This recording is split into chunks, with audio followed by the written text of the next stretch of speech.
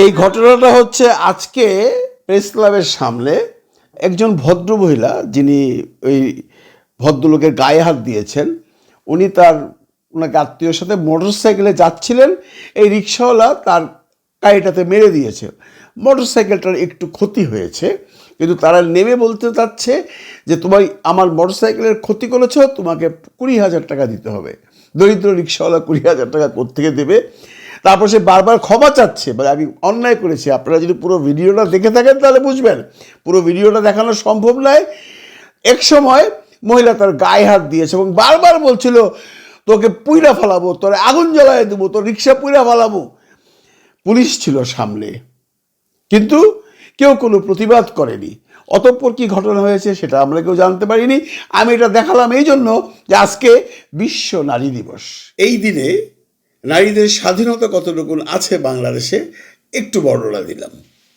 না বন্ধুরা, আমি এই স্বাধীনতার পক্ষে নই যে একজন নারী রাস্তার মধ্যে একজন পুরুষের গায়ে হাত দিবে, অপরিচিত একজন দরিদ্র রিক্সাওয়ালাকে। বাট আমি সেই নারীদের পক্ষে যারা সত্যিকার অর্থেই এই সমাজে নিগৃহীত, অবহেলিত। আজকে বিশ্ব নারী দিবস উপলক্ষে আমাদের প্রধান উপদেষ্টা মহোদয় সভা করেছেন, সেমিনার করেছেন, সেখানে অনেক কিছু বলেছেন। উনি নারী স্বাধীনতাকে অগ্রাধিকার দেবার কথা বলেছেন এবং পারিবারিক সহিংসতা আইন 2010 যেটা আছে সেটা পরিবর্তনের কথা বলেছেন। সংস্কার কমিশন করেছেন নারীদের জন্য।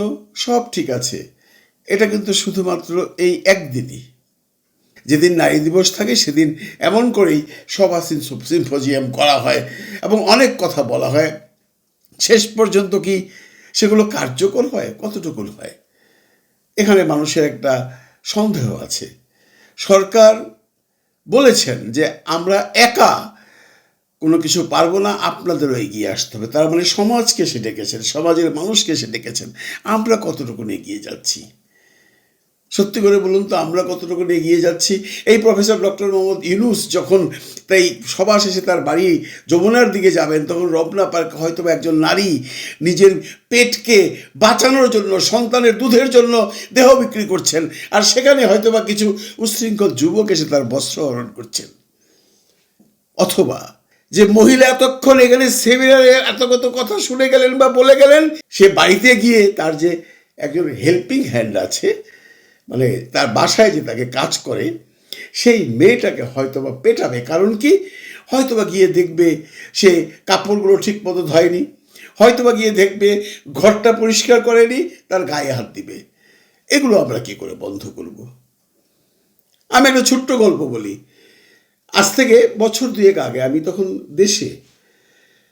তো আমার এক পরিচিত জন হঠাৎ করে হসপিটাল থেকে ফোন করলো, আমাকে একটু হেল্প করো। আমি হসপিটালে গেলাম, গিয়ে দেখলাম একটা বাচ্চা মেয়ে, তার বাড়ির হেল্পিং হ্যান্ড, তাকে খুন্তি দিয়ে, গরম খুন্তি দিয়ে তার ওয়াইফ, যিনি আমাকে ফোন করেছেন, তার ওয়াইফ তাকে টর্চার করেছে। মেয়েটা হেভিলি ইনজিউর্ড, হসপিটালে শুয়ে কাতরাচ্ছে। আমি জিজ্ঞেস করলাম আমি কেন আসছি, আমাকে কেন ডেকেছো? বলে পারলে আমাকে একটু হেল্প করো, আমার তো পুলিশ টুলিশে কোনো লোকজন নেই, তোমার যদি কোনো লোক। তাই বললাম ভাইয়া মাপ চাই, আমার কোনো লোক নেই, আর থাকলেও আমি ব্যাপারে হেল্প করতে পারবো না। এটা একটা পুলিশি কেস, এটা একটা নারী নির্যাতন, শিশু নির্যাতন। পরবর্তীতে শুনলাম 1 লক্ষ টাকা দিয়ে রফা করে ফেলেছে। তাহলে কি করে এই নারীটি বা এই শিশুটি তার বিচার পাবে? পাবে না তো। এরকম ঘটনা ঢাকা শহরে অহরহ ঘটছে। আমরা কটার খবর রাখি?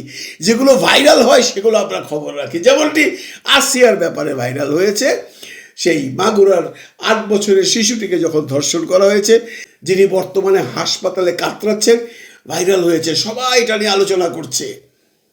কিন্তু এরকম ঘটনা তো আরও ঘটেছে। আমরা জানি 10 বছর আগে সাজাপ্রাপ্ত আসামি জামিন পেয়ে গেছে, সে একটা রেপ কেসের আসামি ছিল।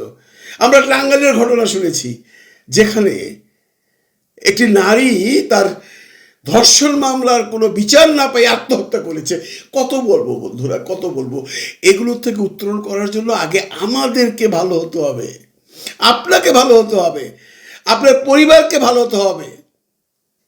তাহলে এই সমবায়াকার প্রফেসর ইউনূস বা আইন আদালত কিচ্ছু করতে পারবে না, কিচ্ছু করতে পারবে না যতদিন পর্যন্ত না আমরা নিজেরা শুধরাই, যতদিন পর্যন্ত না আমরা ভাবি যে একজন নারীকে অপমান করা, একজন নারীর গায়ে হাত দেওয়া, একজন নারীকে বৈষম্যভাবে দেখা অন্যায়, তার আগে হবে না। আমি সেই প্রথম থাম্বনেলের কথায় আসি, নারী স্বাধীনতা, মহিলার ক্ষমতা আছে, মহিলা পুরুষটাকে পেটাচ্ছে। স্বাধীনতার মানে কি এই? নারী স্বাধীনতার মানে কি এই আপনি রাস্তায় দাঁড়িয়ে সিগারেট খাবেন আর সেটা নিয়ে ভাইরাল হবে এবং বিভিন্ন রকম আলোচনা সমালোচনা হবে? না ভাই, আপনি একজন মহিলা হয়ে রাস্তায় সিগারেট খেতে পারেন না। আমরা যখন ছোটবেলায় সিগারেট খেতাম, কোনো গুরুজনকে দেখলে লুকিয়ে ফেলতাম। আপনি তো লুকিয়ে ফেলেননি, আপনার সামনে একজন বয়স্ক লোক ছিল। আবার শুনলাম সেটাকে কালার দেওয়া হচ্ছে, তার নাম রিঙ্কু, সে আওয়ামী লীগের লোক। আমি সেই জায়গায় যাচ্ছি না কে আওয়ামী লীগ কে বিএনপি। আমার কথা হলো একজন মহিলা বাংলাদেশের মতো একটা দেশের রাস্তায় দাঁড়িয়ে সিগারেট ফুঁকতে পারে না, কারণ এটা বাংলাদেশ। এখানে 98% মানুষ মুসলিম। আপনি ভারতে যেটা পারবেন সেটা পাকিস্তানে পারবেন না, সেটা সৌদি আরবে পারবেন না। আপনি সুইডেনে যেটা পারবেন সেটা বাংলাদেশে পারবেন না। দেখুন, আমরা সুইডেনে থাকি, এখানে সিগারেট খাওয়া কোনো ব্যাপার না, মেয়েরা খাচ্ছে, কেউ তাকাবেও না, কেউ জিজ্ঞাসাও করবে না। তারা উচ্ছৃঙ্খল কাপড় পরে ঘুরছে। সামারে এমনও দেখা গেছে তাদের উপরের অংশে নিতম্বে কোনো কাপড়ই নেই, কেউ তো তাকাচ্ছেও না। এটা এই দেশের কালচার, কিন্তু আমাদের দেশের কালচার তো এটা নয় যে আপনি রাস্তায় দাঁড়িয়ে সিগারেট খাবেন আর তখন আপনাকে কেউ কিছু বললে এটা নিয়ে একটা বিরাট বড় পলিটিক্যাল কেওয়াস সৃষ্টি হবে। আপনি যদি সিগারেট খেতে হয় আপনি চলে যান, ভারতে চলে যান, রাস্তার মধ্যে ওপেন সিগারেট খান। আমি রাস্তায় দেখেছি মেয়েরা ওপেন সিগারেট খাচ্ছে, কেউ কিছু বলে না। ওই দেশের কালচার এইটা, বাট আমাদের দেশের কালচার তো সেটা নয়। আপনি এগুলো করতে চান, ইউরোপে চলে আসেন, করেন না, আপনাকে কেউ জিজ্ঞাসা করবে না। কিন্তু বাংলাদেশে বসে আপনি করতে পারবেন না। আমাদের মানসিকের ভাষায় একটা কথা আছে, যে দেশের যে বাউ উফতা হইয়া নাও বাউ, মানে যে দেশের যে সিস্টেম আপনাকে সেই সিস্টেমে চলতে হবে। আমি দেখেছি, আমি গুলশানে একসময় হাঁটাহাঁটি করতাম, ওখানে যখন মাঠের মধ্যে নামাজের লাইন এসে রাস্তায় পড়ে যেত, মানুষ যখন জুম্মার নামাজ পড়ছে, তখন আশপাশ দিয়ে যে এমবেসির পার্সনগুলো থাকেন, মানে আপনারা জানেন গুলশানে অনেক দেশের রাষ্ট্রদূত বা প্রথম সেক্রেটারি, দ্বিতীয় সেক্রেটারি বা অফিসিয়াল অনেক বিদেশি নাগরিকরা ওখানটায় থাকেন।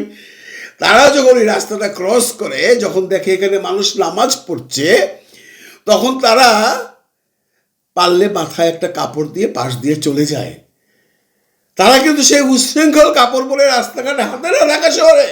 এখন সে যদি বলে আমি তো স্টক হবে শর্ট প্যান্ট ব্রা পরে আমি ঘুরেছি, আমি বাংলাদেশে ঘুরবো না, না সে ঘুরবে না, কারণ সে বাংলাদেশে আছে, বাংলাদেশের কালচারকে সে রেসপেক্ট করে।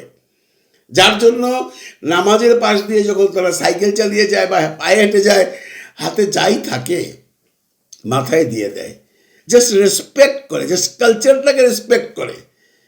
কারণ সে এখন বাংলাদেশে আছে, সে এখন তার নিজের দেশে নাই।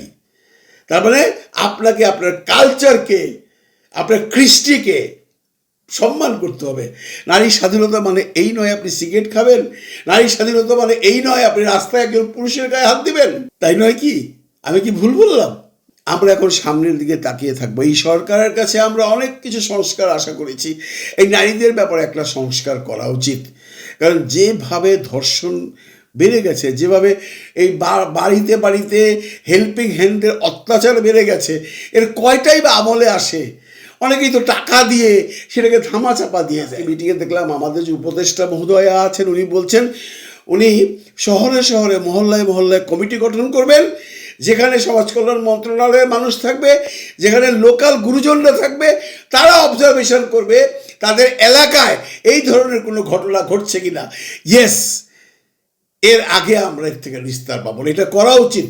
উনি কথা দিয়েছেন উনি মাসখানের মধ্যে কার্যক্রম শুরু করবেন। মিটিং চলছে 3 মন্ত্রণালয়ের সাথে, স্বরাষ্ট্র মন্ত্রণালয়ের সাথে আছে, যাতে কোনো মহল্লায় যদি কোনোভাবে টের পাওয়া যায় যে ওই বাড়িতে ওই মালকিন তার সে হেল্পিং হ্যান্ডটাকে অত্যাচার করছে, তাহলে ওরা প্রতিরোধ করবে, সাহায্য করবে থানা। এইভাবে না গেলে আমরা বাঁচতে পারবো না। নারীরা নিষ্পেষিত হবেই, নারীরা অত্যাচারিত হবেই।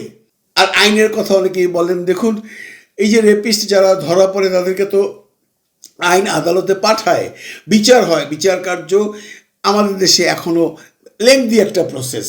এর থেকে কি করে উত্তরণ করা যায় যে আমি একটা রেপিস্টকে ধরলাম, সেখানে তার বিচার হলো, সে জেলখানায় চলে গেল, 10 বছর পর আবার সে জামিন নিয়ে চলে আসলো। এই রাস্তাগুলো বন্ধ করতে হবে। কীভাবে বন্ধ করবে সেটা জানে আমাদের সরকার।